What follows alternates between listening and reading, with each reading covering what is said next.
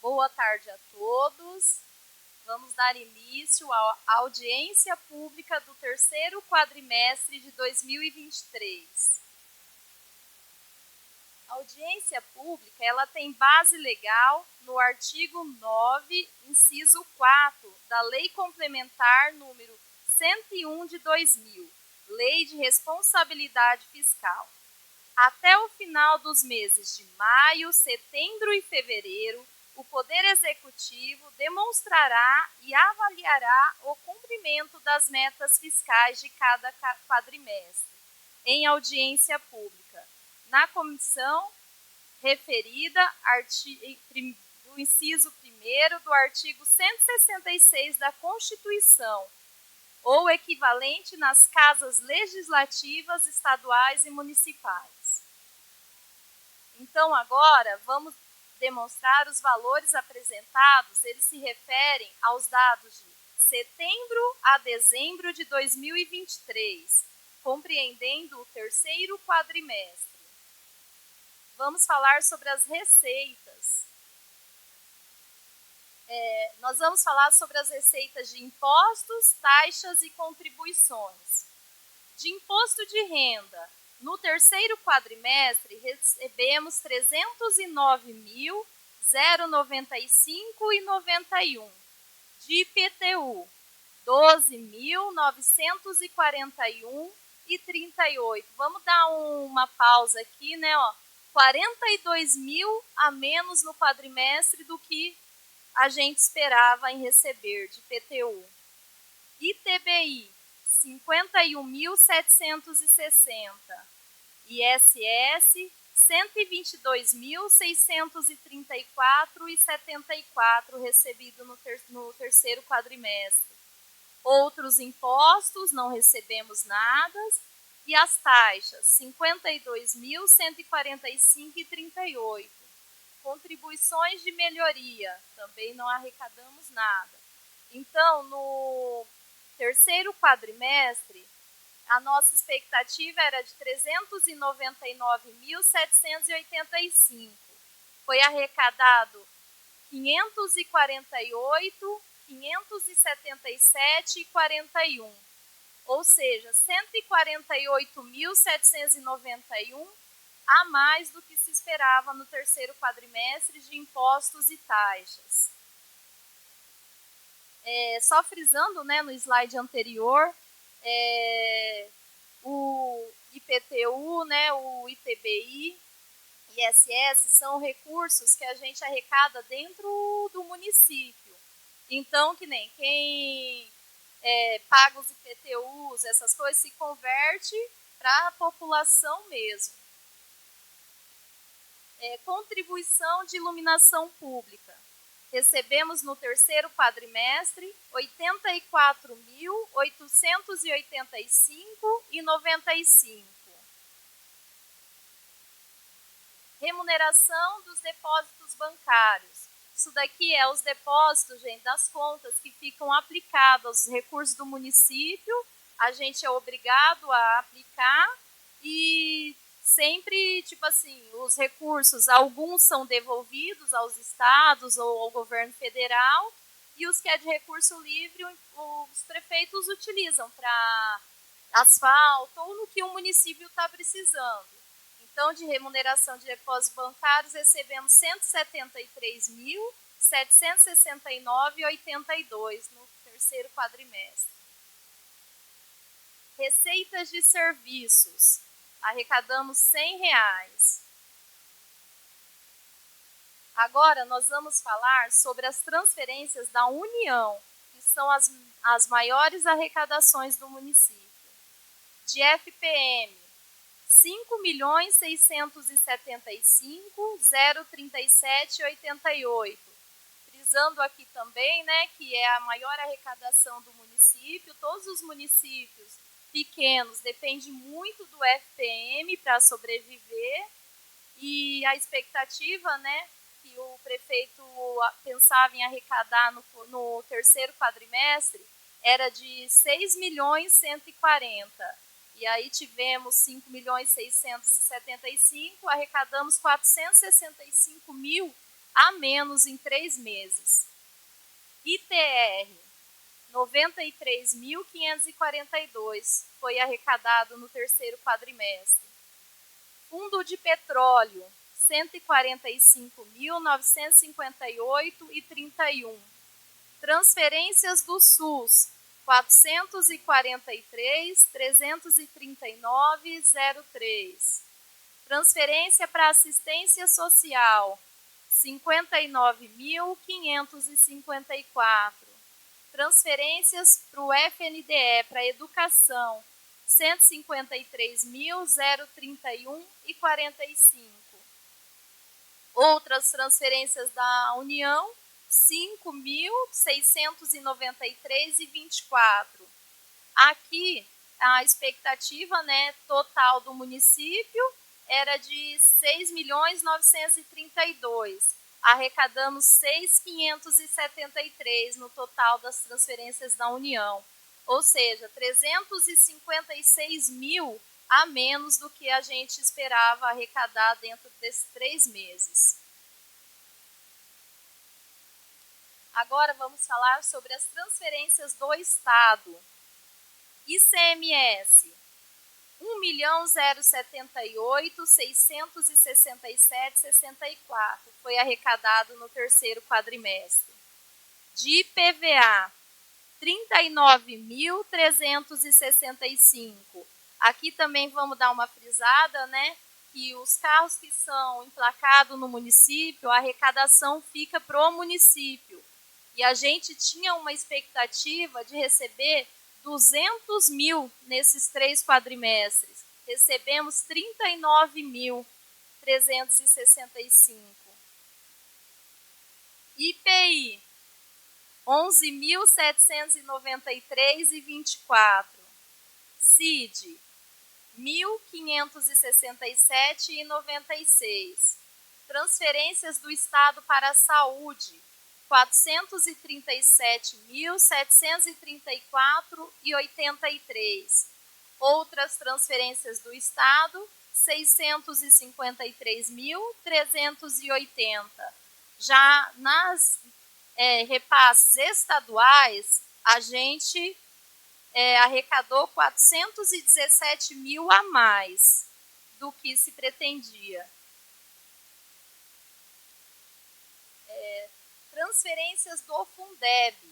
A arrecadação no terceiro quadrimestre foi de 958.835,40.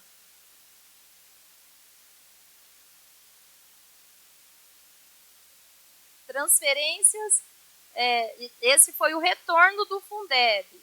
E as deduções do Fundeb foi 1.242.421,14. Ou seja, dá quase 300 mil aqui de diferença do Fundeb, do que a gente teria para receber, e de matrículas fora do município, que a gente poderia ter recebido a mais também. Multas administrativas não tivemos até o momento, né, até o terceiro quadrimestre. Indenizações e restituições. Tivemos 106.615 de arrecadação no terceiro quadrimestre.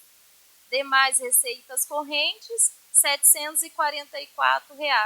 Somando as receitas correntes do município, no terceiro quadrimestre, R$ 107.359,68.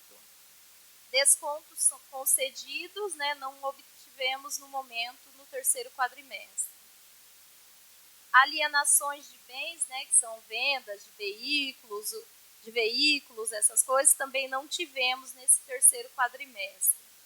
E transferências de capital, 1.226.324,03. É o que o município arrecadou no terceiro quadrimestre de 2023. Tá. Agora eu vou, desses impostos, taxas e melhorias, eu só vou frisar, né? Como a gente saiu falando, IPTU, ISS, aqui está o total. Então, ou seja, a previsão do município para impostos, taxas, contribuições de melhorias era 1.199.356,82 no ano de 2023. Arrecadamos 1.349.984,55.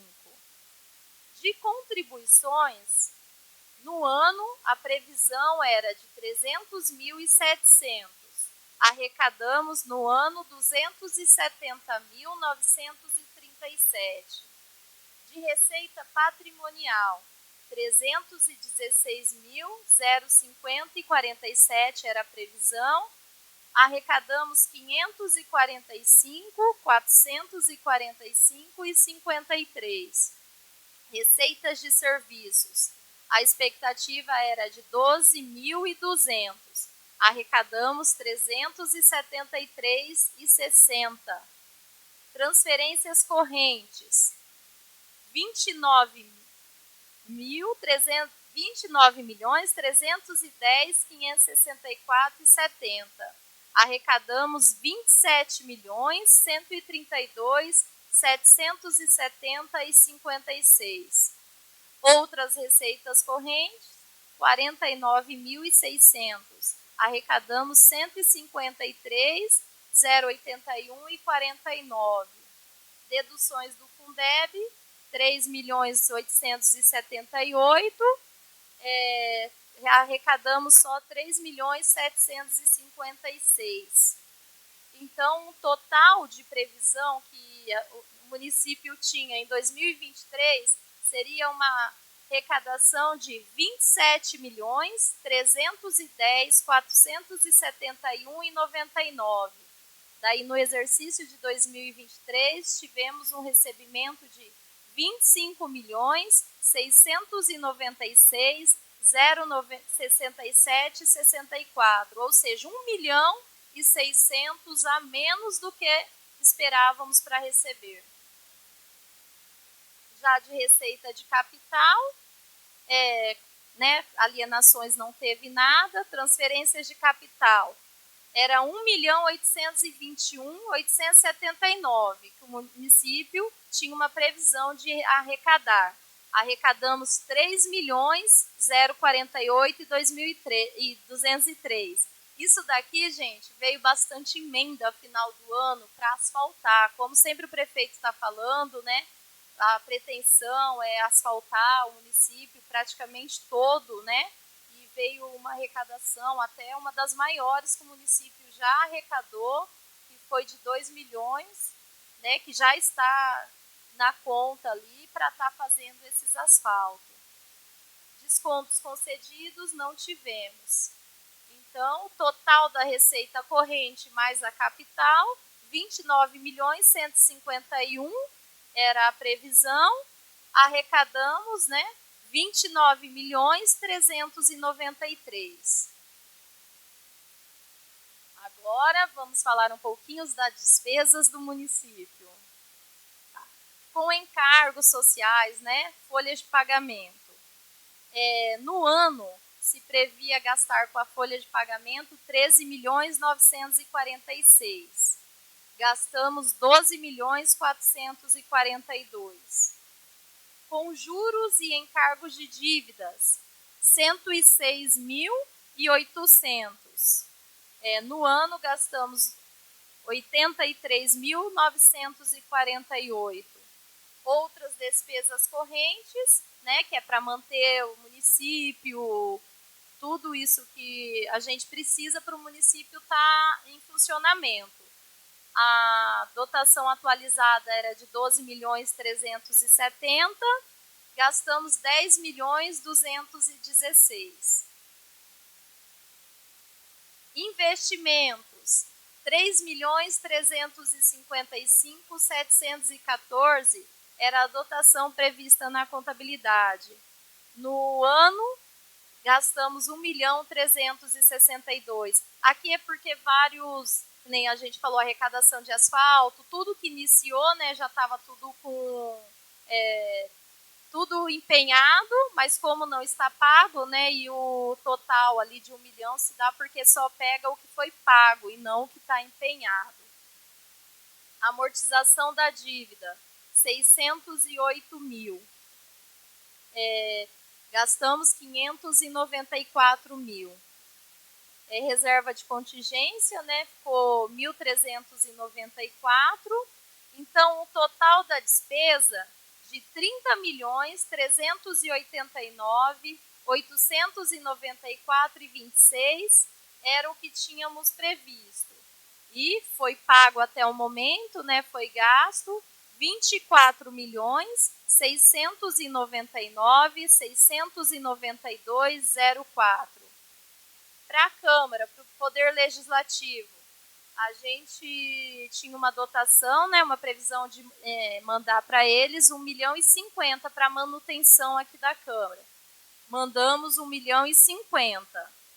Aí, do total que o Legislativo foi devolvido para o município, seria 266.678,94. Aqui teve alguns gastos que foi pago pela prefeitura. Então, daí, depois certinho, se alguém quiser saber, né, tá lá com a gente na contabilidade, que teve a reforma da Câmara, teve pagamento de precatório, tem o sistema da informática que a gente paga lá pelo executivo também, né? Então, teve alguns gastos que foram empenhados no executivo e não no legislativo. Agora, desses valores que eu falei que a gente gastou, né, com folha de pagamento e manutenção, eu vou passar o que foi em cada órgão do município. Nem no gabinete do prefeito, o gasto foi de 359.818,28. Na Secretaria de Administração, o gasto anual foi de 4.540.107,35. Na Secretaria de Infraestrutura e Desenvolvimento Social, a nossa garagem, né? O gasto foi de 4.298.240. Na Secretaria de Educação, Cultura e Esporte, gastamos 5.824.606,83. No Fundo Municipal de Saúde, olha onde está a nossa maior despesa do município. Gastamos 8.636.331,68. Na Secretaria de Assistência Social, 1.587.054. Então, daqueles 24.669 que foi falado antes, né? Está aqui destacado o que foi de gasto em cada órgão. Com o Legislativo, né? Agora vamos falar aqui do Legislativo. Que nem a gente falou, passou 1.050.000 para eles. Eles gastaram 799.349.080 para que o Legislativo se mantenha também aberto aqui. Fundo Previdenciário. Mandamos para o fundo, né? A expectativa era de 2.536.000.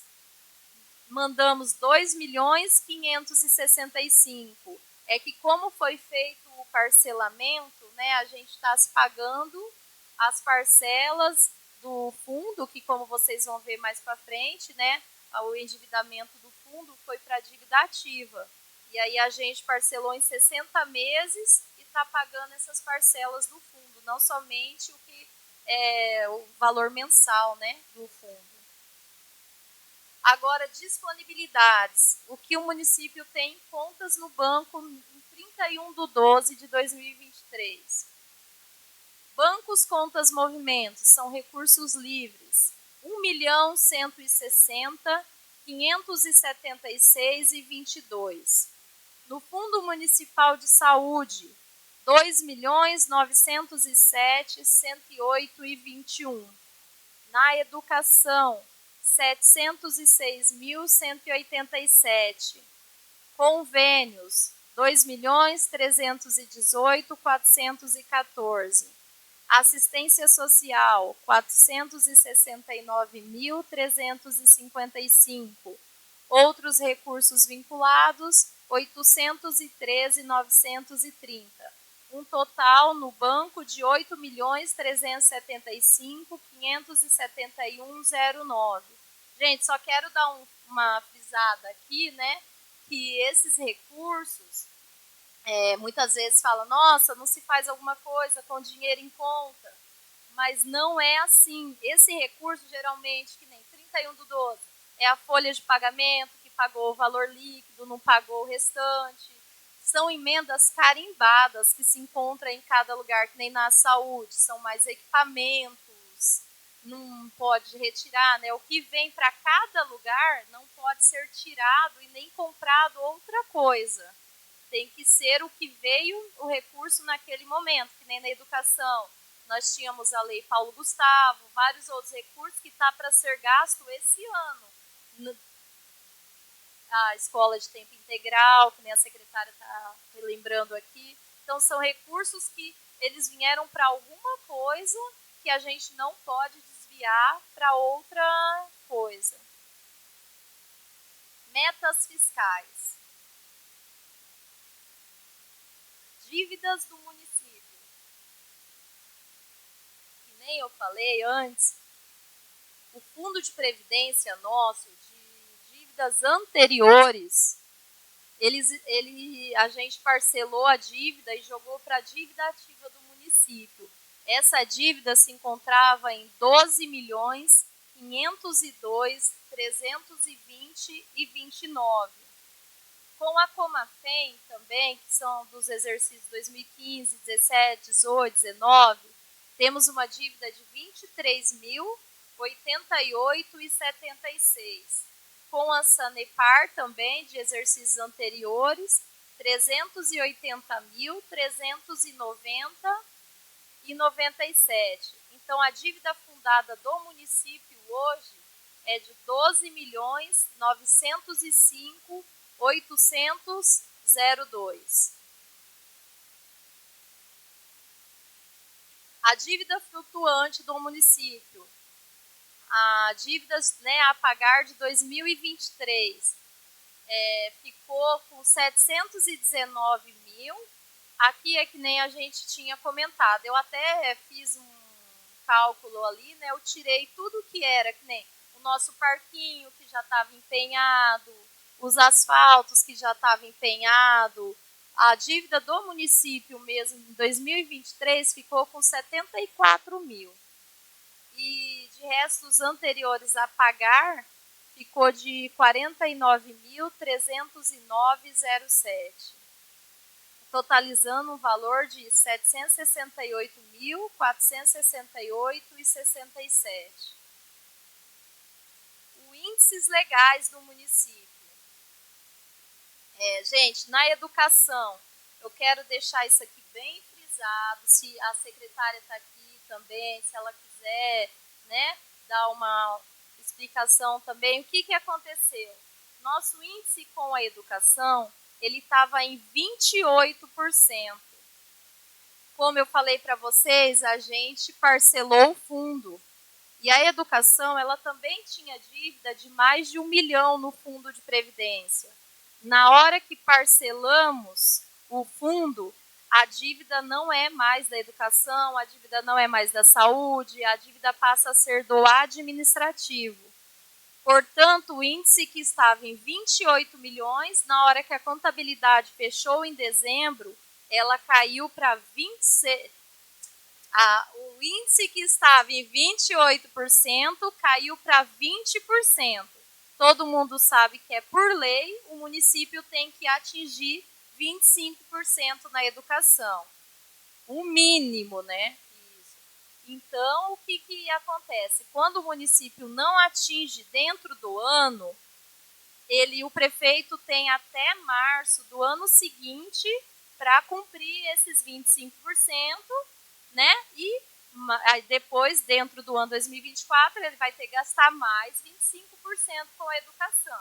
Então, podem ficar tranquilos que a secretária, junto com o prefeito, já está tomando as medidas cabíveis, né? E que Mesmo a dívida, tipo assim, não sendo do administrativo, o prefeito vai injetar esse valor na educação e esse índice vai ser atingido.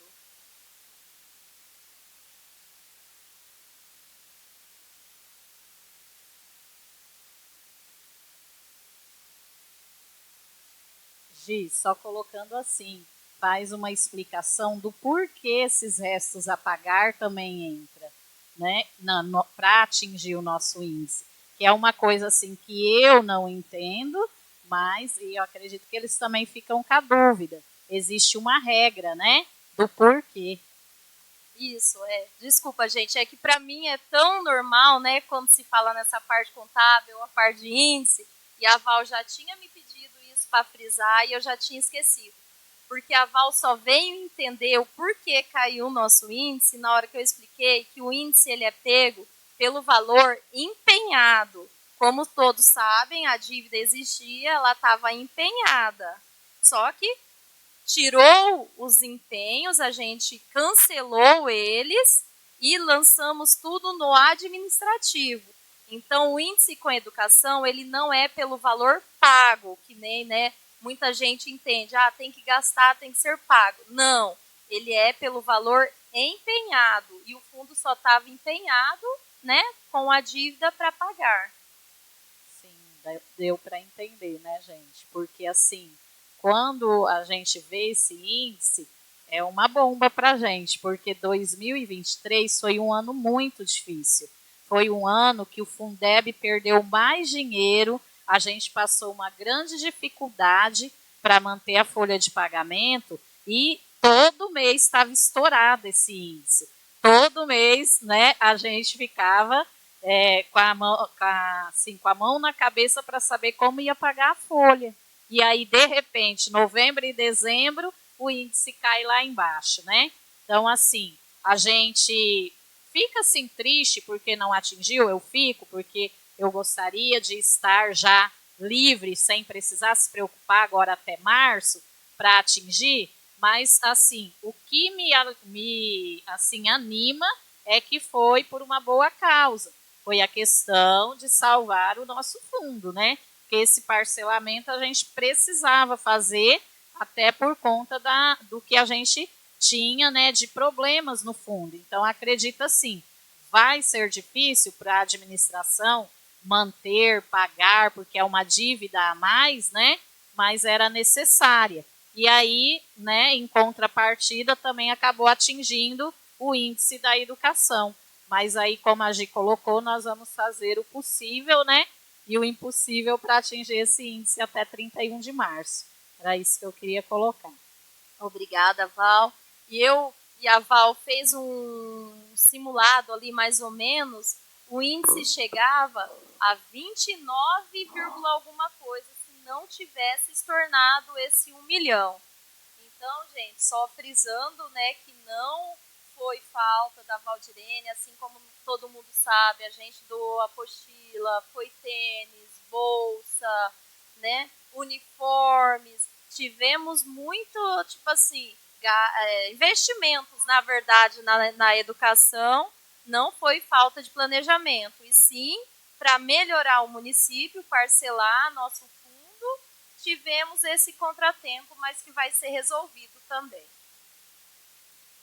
Com a saúde 30%, o índice dela ficou em 30,33. Né? O índice legal é 15 e ficou com 30,33. Dobrou. O índice com o pessoal 51,92, né? A gente está no prudencial no índice, é até 54, né? Já é o alerta, mas nós estamos com 51,92. Estamos no limite prudencial do município, na folha de pagamento.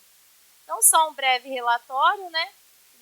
No pessoal, que nem eu falei, o índice legal é até 54%, só que com 51,92 o prefeito já tem que ficar, né, como diz o ditado popular, de orelhinha em pé, ver o que ele pode fazer, o que ele não pode, porque com 51,92 o tribunal já fala, prefeito, opa, espera aí, você já chegou no seu limite aí prudencial, agora você tem que, para qualquer contratação, aumento, essas coisas, ele tem que tomar as medidas, né, dentro da lei. Para a saúde, o índice era de 15%, ficou com 30,33%. E na educação, né, era 25%, ficou com 20,16%. Gente, da minha parte era isso. Se alguém tiver alguma pergunta, pode ficar à vontade.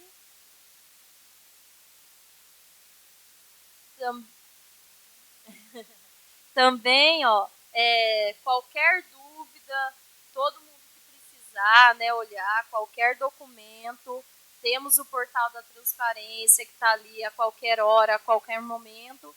E se alguém, eu sei que muitas pessoas podem ter um pouco de dificuldade em mexer, né, no portal, mas a qualquer hora pode estar vindo também na contabilidade que a gente vai estar esclarecendo as dúvidas, tá? Muito obrigado a todos, uma ótima tarde.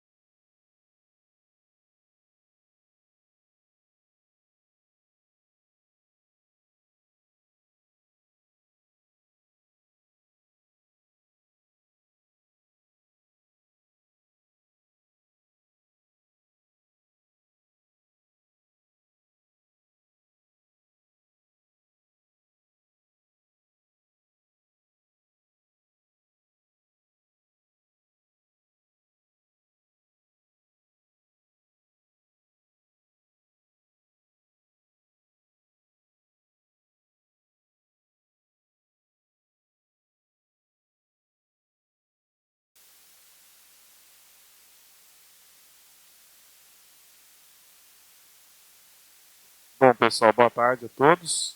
Eu me chamo Armando, sou o presidente do Conselho de Saúde de Itaúna do Sul. Estamos dando início, então, à sessão do último quadrimestre do ano anterior, apresentação de relatórios. Então, está aberta a sessão.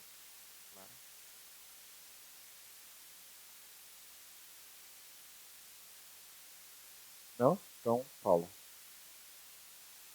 Boa tarde a todos. Então, a gente vai passar a produção do último quadrimestre, né? Setembro, outubro, novembro, dezembro de 2023, da Secretaria de Saúde e seus respectivos locais. Pode passar, Alex, aí, primeiro slide. Bom, a gente tem o primeiro slide com a produção da atenção básica, né, do quadrimestre, retirado do CIA. Então, a gente sempre traz nesse último quadrimestre um comparativo dos três. Então, em verde sempre vai estar o primeiro quadrimestre de 2023, em laranjinho o segundo, e o outro ali seria uma cor um pouquinho mais clara ali, que não dá para definir muito bem. Se vocês tiverem alguma dúvida, se eu for ficar explanando, acho que é muito cansativo a todos, aí a gente para e vocês podem levantar a mão e a gente vai explicando cada um. Mas, em comparação, a gente sempre no segundo quadrimestre, às vezes não tem todos os dados, né, Alex? Então, sempre, às vezes, é diferente do primeiro para o segundo para o último quadrimestre. Então, a gente teve umas evoluções em alguns, digamos assim, procedimentos ali. Pode passar. Essa é a produção de urgência e emergência, também é tirado do CIA, né? Que é o pessoal da parte ambulatorial do hospital, daí no caso, né? Alguns procedimentos também dentro das unidades de saúde. Acho que ficou pequenininho lá o primeiro e segundo quadrimestre. O terceiro está um pouco maior. Eu estou sem óculos, eu não consigo enxergar. Mas a gente teve lá, vê aí pela tela, Alex, primeiro quadrimestre, foi um total de quanto? Acho que pelo computador fica mais fácil você ver.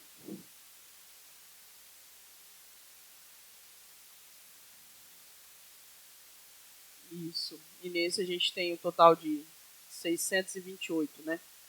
Aí a parte do sistema também ali embaixo deu 11 mil. A gente também teve um pouco de diferença em cada quadrimestre. Pode passar. Esse aí também tá difícil ver, mas se não me engano são os internamentos, né? Então, o primeiro quadrimestre a gente teve quanto internamento, Alex? Mas só se olhar no computador, Alex. Acho que é mais fácil. Isso, total. Então, no primeiro quadrimestre, no segundo e no último, 44. Quem é bom de cabeça aí para contar o total de internamentos no ano de 2023 no nosso hospital aí? 44 com... Deu quase 100? Eu ia falar 106, 107 internamentos. Ia errar um pouquinho.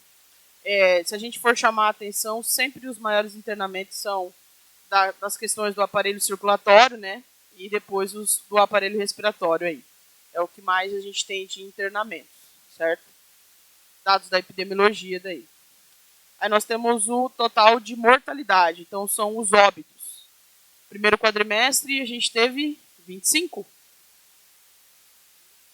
7 no primeiro, o segundo 25 e 8. Então, quem é bom de cabeça? Total de óbitos vai dar 39 óbitos no ano de 2023.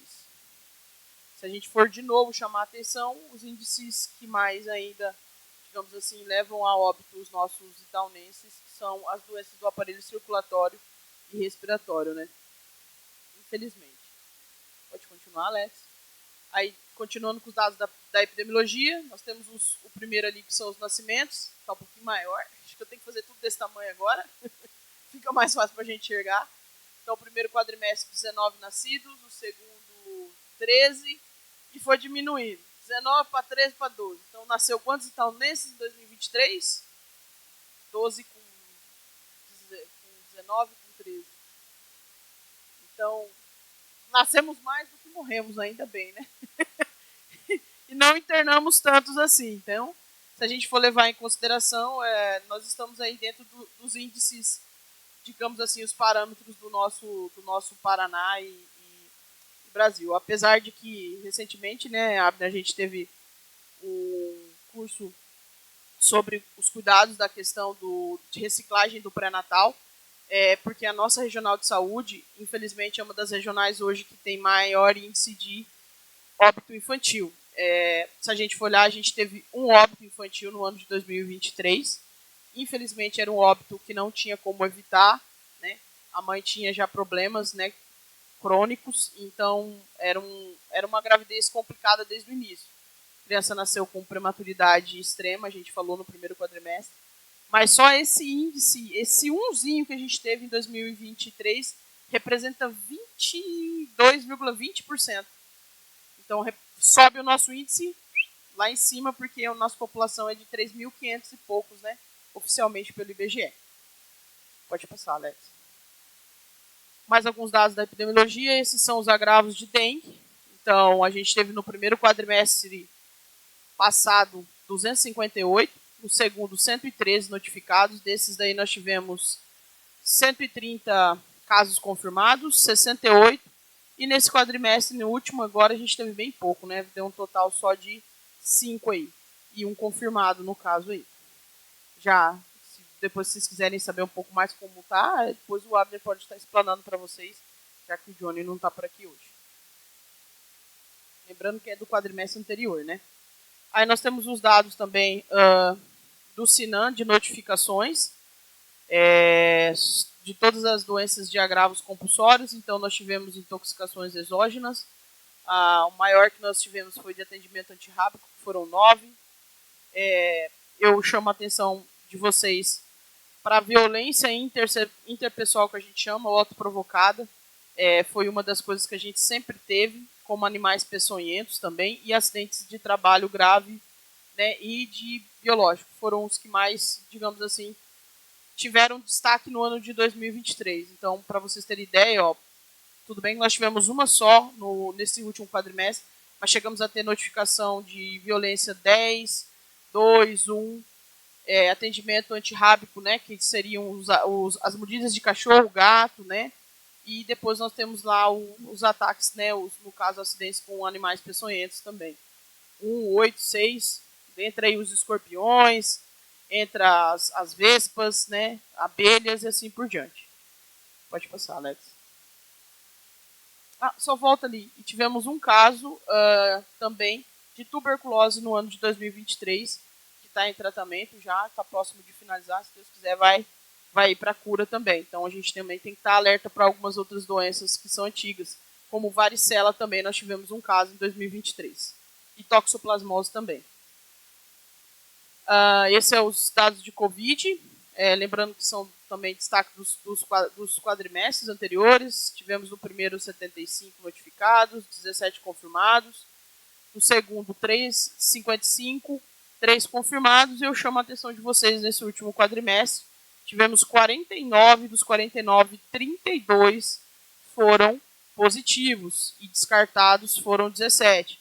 Então, quando a gente fala da importância da vacina do Covid, quando a gente fala da importância das nossas crianças, idosos e adultos estarem vacinados, é justamente por isso, porque ela ainda está em evidência e ainda, certo? E, infelizmente, tivemos um óbito também por Covid neste ano.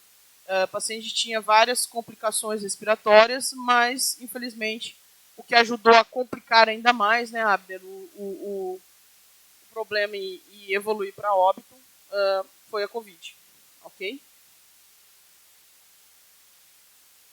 Aí nós temos um parâmetro dos todos os anos de Covid, que a gente, desde 2020, até hoje a gente tem esse total de notificados, e infelizmente a gente sempre tem um óbito todo ano, né? Começamos com 2 óbitos, 4 óbitos, não, em 2022 tivemos um, né? Isso, um óbito, 2023 um óbito. Então,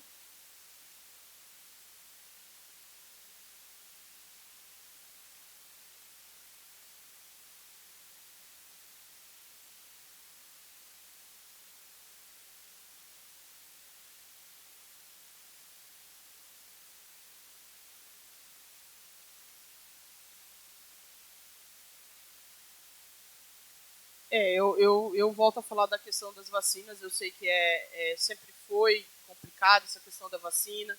Se tornou, nos últimos anos, em relação à pandemia, mais, digamos assim, tabus para serem vencidos, mas a gente está vendo aí que os dados não mentem, né? Então, ela existe, ela leva a óbito, e é ruim quando a gente vai só ficar se lamentando depois do ocorrido, né? Depois, se vocês também tiverem alguma dúvida especificamente sobre a questão da vacina de Covid, o Abner está aqui, ele pode esclarecer. A gente, ultimamente, na Secretaria, sempre está respondendo a esse questionamento, por ela agora fazer parte da rotina, né? Ser uma vacina de rotina para a criança, né? Depois a gente pode falar mais especificamente sobre isso. Uma coisa também que chama atenção, Paulo, é a questão ali do 2021, né? Em 2021 a gente ainda não tinha intensificado as campanhas de vacina. Então o que chama atenção é aquele número de óbitos ali um pouquinho maior, né? Considerando assim, o que aconteceu no Brasil é pouco, mas na nossa realidade é muito, 4 óbitos, né? E nesse período não estava tendo a intensificação da vacina como tem hoje, né? Aí isso nos traz assim, um alerta de como a vacinação contra a Covid é importante. Pode passar, Alex.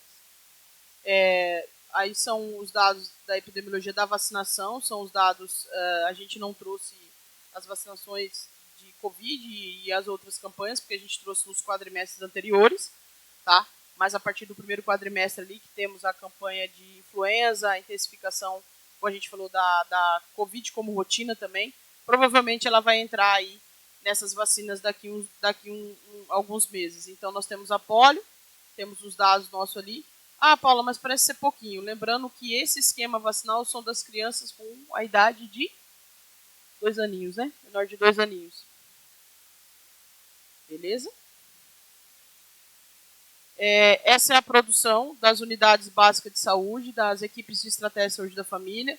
Então, são a produção nossa da enfermagem, das técnicas, dos assistentes comunitários, dos médicos, né? Então, Gisele, fica aqui bem explicado o porquê dos 30,30%, 33%, porquê dos 8 milhões. Acabei de falar que nós temos uma população de 3.500. Então, no primeiro quadrimestre, a gente atendeu 4.023, é isso? 23, depois 3.661 pessoas, né, passaram por consulta na nossa unidade, ou simplesmente para pegar uma receita, ou para fazer consulta, solicitação de exames e assim vai. Depois temos os outros dados, como consulta de enfermagem, a nossa ali também, do pessoal que vai direto na casa fazer os procedimentos, as meninas, né, as nossas técnicas, atendimento do médico. Eu demonstro para vocês também como, se a gente pegar de agosto para frente, como melhorou bastante essa questão, por ter as consultas agendadas e programadas dentro das visitas domiciliares, isso é muito importante. Eu chamo a atenção de vocês também para o número de hipertensos diabéticos. A gente vai trazer no próximo slide um quadro que é sobre justamente o Prevenir Brasil, para a gente dar novamente uma relembrada porque da importância desses agendamentos, né, das consultas na unidade, que às vezes gera um pouco de polêmica e desconforto aí, né, vereador? Vocês de vez em quando escutam algumas críticas, né? Mas a gente vai explanar um pouquinho porque que é importante. E a gente vai ver como isso está ocasionando pontos positivos, apesar dos 30,33 investidos. Nós temos lá, por último, os totais de hipertensos. Então, nós temos bastante, só que foi diminuindo um pouco, né? E aumentou também, mas é porque a gente tem os que conseguem se livrar dos medicamentos, fazem dieta, né? Melhoram, assim como os diabéticos. E nós temos também o total de diabéticos que são insulodependentes, que é os que já usam insulina, que tem cadastrado na nossa farmácia. Chama atenção para as atividades coletivas, que a gente teve um pouco menos no terceiro quadrimestre. Geralmente a gente tem de 6 a 12 atividades e a gente só teve 2 que foram os pesos. A gente teve algumas correrias no final do ano com bastante curso da regional que comprometeu um pouco a nossa agenda de trabalhar diretamente com a população. Mas hoje a gente já fez uma atividade, vamos dizer assim, coletiva, né, na quadra, com o pessoal lá sobre a dengue, né? A gente está com agenda mais amanhã, né, com o pessoal, e aí isso aí vai dar uma melhorada também. E o último ali, as receitas da farmácia sempre se manteram. nunca atendemos menos de 1.400 pessoas, vamos dizer assim, na nossa farmácia ali com medicamentos, né? Ficou feio agora na fita. Mas seria assim, pessoal, passa o outro quadro, Alex, só para a gente ver se fica melhor. Não ficou bacana. Mas é assim, nós temos esses indicadores do Prevenir Brasil. São 7 indicadores. Pré-natal, que seriam 6 consultas. Pré-natal, os exames, como sífilis e HIV. Gestante, o atendimento direto da odontologia. Os exames de Papa Nicolau, né, que a gente chama de citopatológico, né, de colo uterino. As vacinas, que seriam a polio e a penta. Hipertensão, que seriam os hipertensos com aferição a cada quadrimestre. Isso é tudo a cada quadrimestre, tá, pessoal? E os diabéticos que têm que fazer os exames de hemoglobina glicada. A grosso modo, a intenção no slide anterior era para mostrar para vocês que, assim, eu queria queria que todos eles tivessem azul, tá? A gente começa do vermelhinho, que está fora do índice.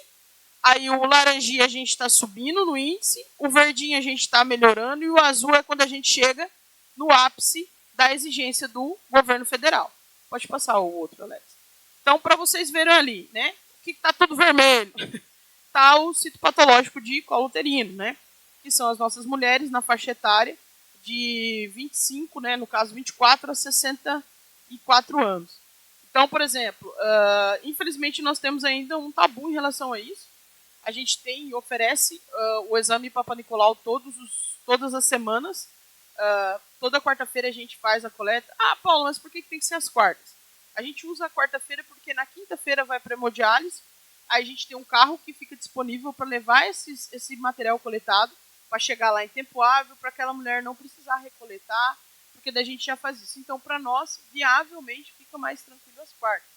Mas vocês coletam em outras datas? A gente coleta. A gente pode também fazer nas segundas, foi o que a gente fez, né, Abner?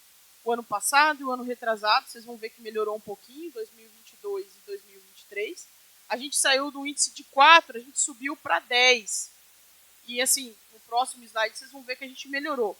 Então a gente estava feio na fita, vamos dizer assim, no citopatológico, melhorando na hipertensão e horrivelmente na diabetes, né?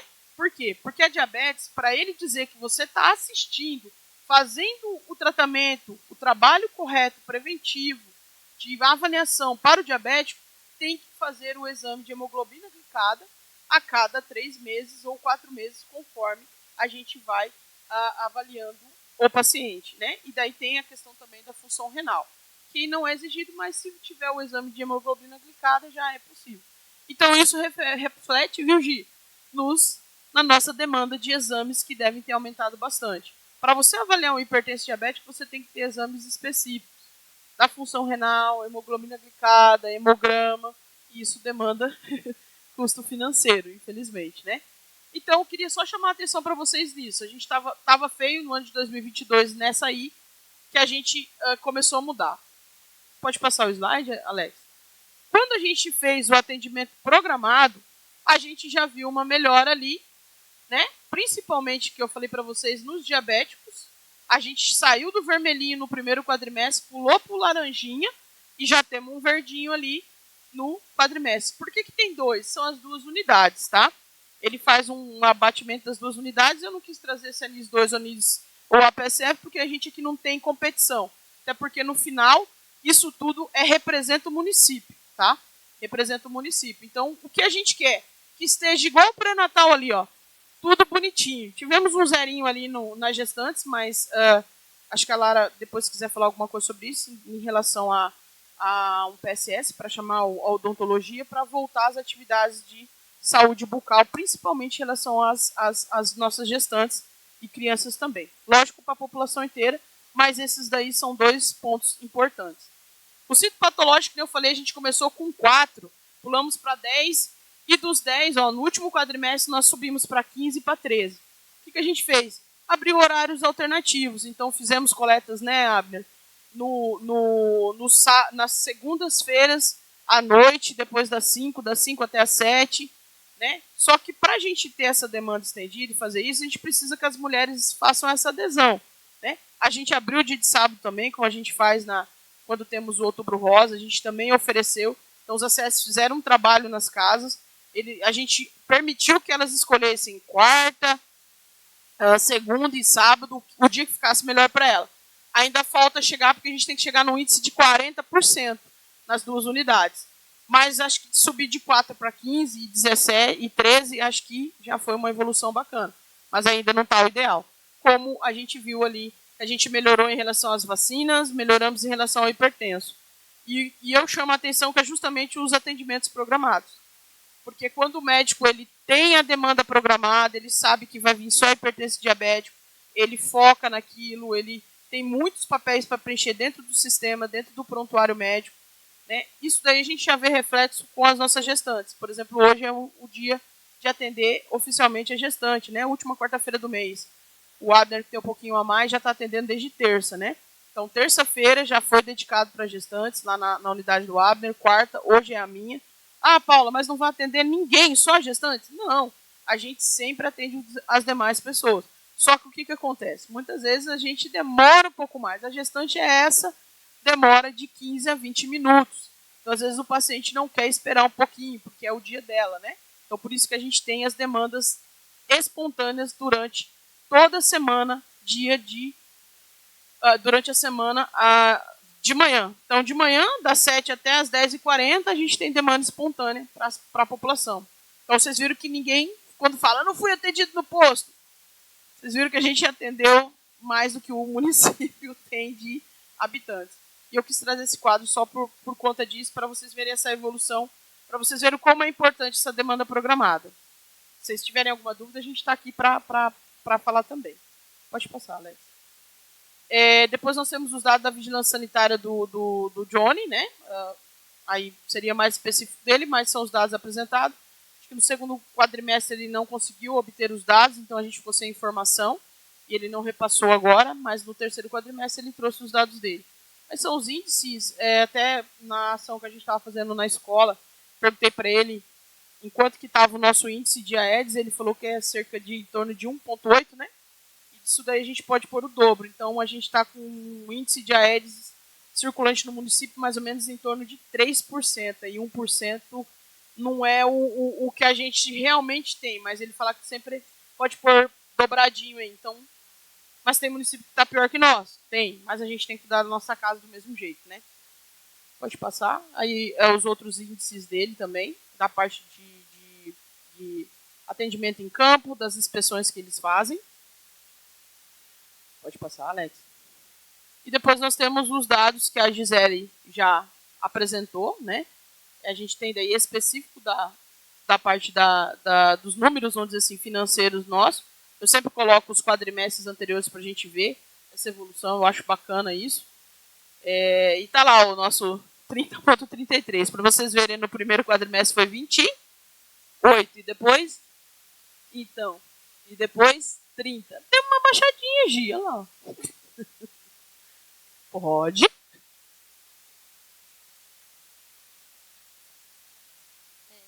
Boa tarde a todos, né? Sou a Gisele, contadora do município.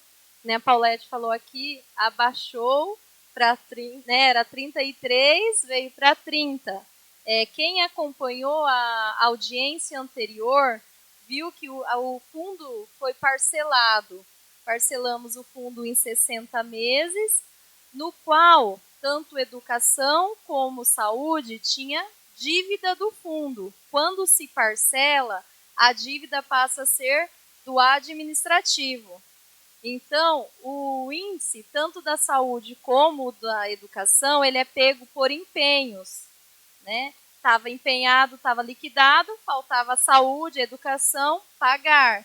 Como eles não pagou e a gente fez o parcelamento, jogou para a dívida fundada e essa dívida passou a ser administrativa, aí reduz o índice de vocês. Mas eu não trouxe aqui certinho qual foi a dívida de vocês com o fundo. Da educação eu sei que foi mais de 1 milhão. De vocês vai ser disso daí para até um pouquinho mais. Então, o índice de vocês, eu falo que poderia ter chego aí uns 35 e não ter abaixado, se não fosse parcelamento do fundo. Obrigada.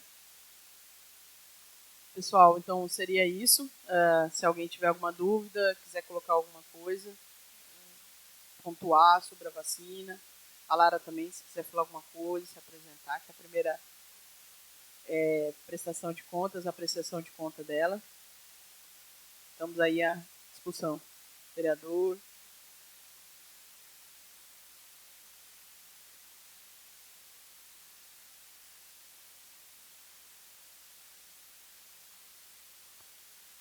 Bom, gente, ninguém mais falar?